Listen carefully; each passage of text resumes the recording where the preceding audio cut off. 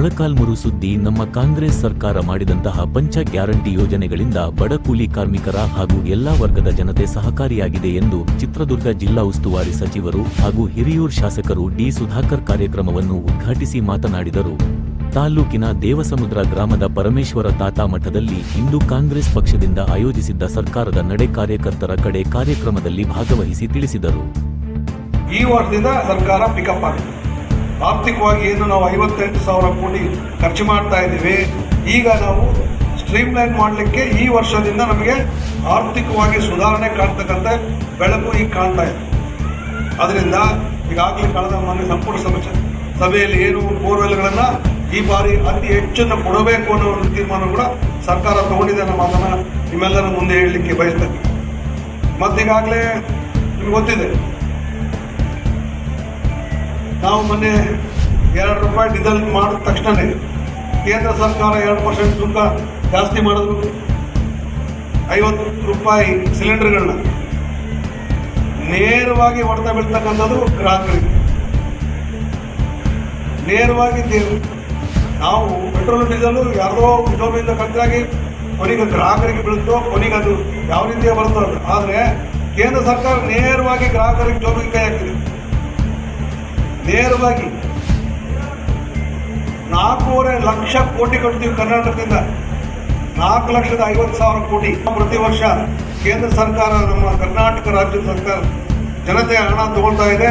ನಮಗೆ ಯಾವುದೇ ಯೋಜನೆಗೆ ಅಪರ ಭದ್ರಾಗೆ 5,300 ಕೋಟಿ ಕೊಡ್ತೀವಿ ಅಂದರು, ಕೊಡಲಿಲ್ಲ. ಹೋಗರ್ದ್ವಿ ಬಜೆಟಲ್ಲಿ ಆಶ್ವಾಸನೆ ಕೊಟ್ಟಿದ್ರು, ಅದು ಕೊಡಲಿಲ್ಲ.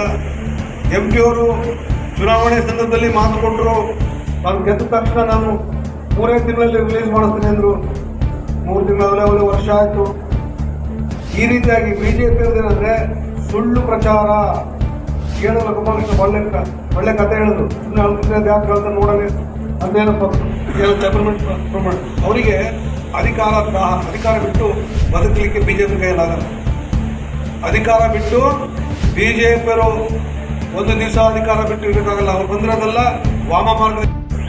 ನಿಮ್ಮನ್ನು ಯಾವುದೇ ಎದುರಿಸ್ತಕ್ಕಂಥ ಕೆಲಸಗಳಂತ ಮಾಡಿ ಪ್ರೊಟೆಕ್ಷನ್ ಅಲ್ಲ, ತುಮಾಗಿ ಮಾಡಂತ ಮಾಡಲ್ಲ. ಅದಕ್ಕೆ ಸಪೋರ್ಟ್ ಒಳ್ಳೆಯ ಸರ್ಕಾರ ಬಂದಿದೆ. DK ಶಿವಕುಮಾರ್ ಮಹತ್ವ ಕೊಟ್ಟಂತೆ ನಡೀತಕ್ಕಂಥವನು. ಅದೇ ರೀತಿಯಲ್ಲಿ ನಮ್ಮ ಮಾನ್ಯ ಮುಖ್ಯಮಂತ್ರಿಗಳು ಕೂಡ ಭಾಳ ಒಳ್ಳೆ ಮನುಷ್ಯ. ಅಂದ್ಕೊಂಡಿರ್ತಕ್ಕಂಥ ಸಾಧನೆಗಳು ನಮಗೆ ಅವ್ರಿಗೂ ಮಮಕಾರ ಇದೆ, ಮಮತೆ ಇದೆ. ನಾವೆಲ್ಲ CLP ಮೀಟಿಂಗ್ನಲ್ಲಿ ನಾವು ಸುಧಾಕರ್ ಅವರು ಇದ್ದ ಸಂದರ್ಭದಲ್ಲಿ ಹೇಳಿದ್ರು, ಅವ್ರು ಯಾವತ್ತೂ ಕೂಡ ಕಾರ್ಯಕರ್ತರು ಕಡೆಗಣಿಸಿ ಯಾವ ಮಾತು ಮಾತಾಡಿಲ್ಲ. ಸ್ವಲ್ಪ ತೊಂದರೆಗಳಿದ್ದಾವಪ್ಪ, ಇದನ್ನು ಅಡ್ಜಸ್ಟ್ ಮಾಡ್ಕೊಳ್ಳೋಣ, ಎಲ್ಲರಿಗೂ ಅನುಕೂಲ ಆಗಂಗೆ ಮಾಡೋಣ ಅಂತೇಳಿ ಅವ್ರು ಹೇಳಿದ್ದಾರೆ. ಸಂತೋಷವಾಗಿ ನಂಬಿಕೆಯಿಂದ ಕೆಲಸ ಮಾಡಿ ಮುಂಬರ್ತಕ್ಕಂಥ ದಿನಗಳಲ್ಲಿ ನಾವೆಲ್ಲರೂ ಒಗ್ಗಟ್ಟಾಗಿ ನಾವೆಲ್ಲ ಕಾಂಗ್ರೆಸ್ನ ಸಂಘಟಕರಾಗಿ ಸಹಕರಿಸಿದ ದುಡಿತಕ್ಕಂಥ ಕೆಲಸ ನಾವು ಮಾಡ್ತೀರಾ?